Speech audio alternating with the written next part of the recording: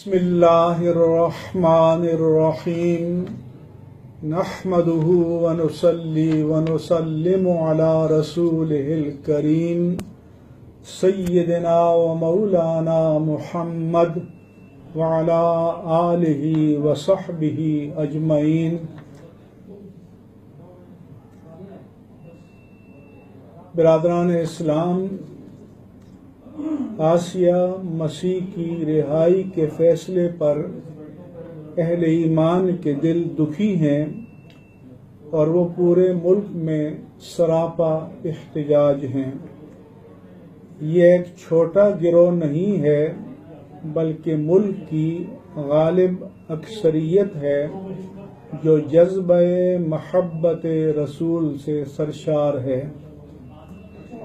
اسی سبب اتحاد تنظیمات مدارس پاکستان کی 5 تنظیمات نے ان کے موقف کی حمایت کی ہے۔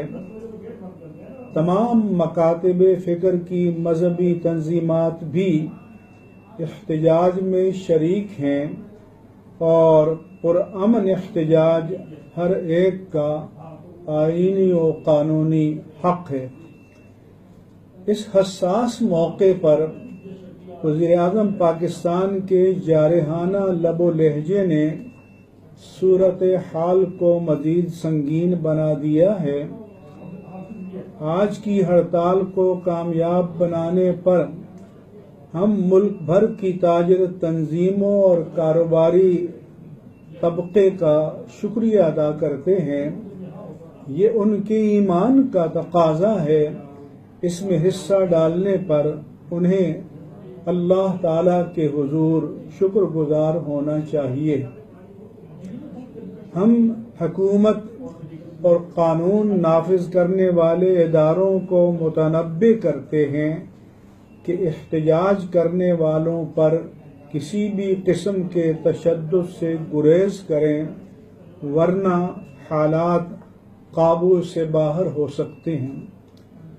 حکومت کے با اختیار ذمہ داران تحریک لبیک پاکستان کی قیادت سے براہ راست مذاکرات کریں۔ نریندر سنگھ مودی سے مذاکرات کے لیے تو ہم بے چین ہیں، اپنے اہل وطن سے براہ راست مذاکرات میں آخر رکاوٹ کیا ہے؟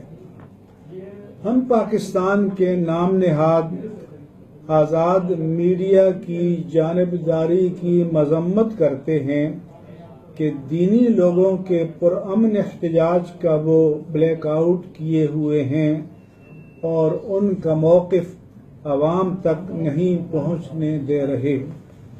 تاہم وزیر اعظم نے PTV کے ذریعے ان کا موقف ملک کے کونے کونے تک پہنچا دیا۔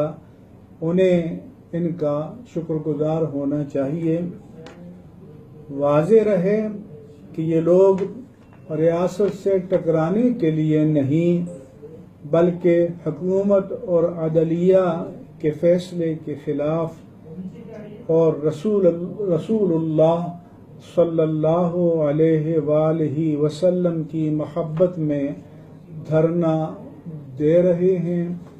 یہ پرامن ہیں اور ہماری ان سے بھی اپیل ہے کہ احتجاج کو پرامن رکھا جائے، پرامن رہنے دیا جائے اور سرکاری اور نجی املاک کو کسی طرح کا بھی کوئی نقصان پہنچنا نہیں چاہیے۔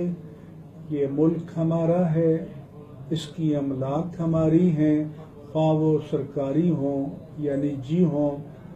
ہمیں اس بات کا احترام کرنا چاہیے۔